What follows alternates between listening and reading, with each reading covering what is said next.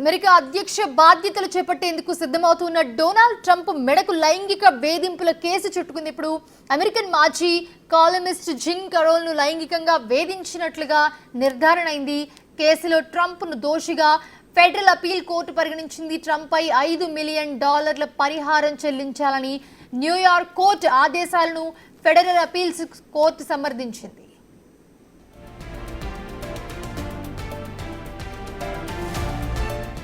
1996లో Trump తనను లైంగికంగా వేధించారు, పరువు తీశారంటూ కూడా కారోల్ ఆరోపణలు చేశారు. దీనిపై 9 మంది న్యాయమూర్తులు న్యూయార్క్ జ్యూరీ గతేడాది మే నెలలో ట్రంప్ దోషిగా తేల్చింది. అత్యాచారం జరిగిందన్న కోరల్ ఆరోపణల్ని జ్యూరీ తోసిపుచ్చింది. దీనిపై ట్రంప్ అప్పీల్కు వెళ్లగా ఫెడరల్ కోర్టు విచారణ చేపట్టింది. న్యూయార్క్ కోర్టు తీర్పులో తప్పిదం ఉందని ట్రంప్ నిరూపించలేకపోయారని ఆయనకు జరిమానా విధించడాన్ని సమర్థిస్తూ ఉన్నట్లుగా తెలిపింది కోర్టు.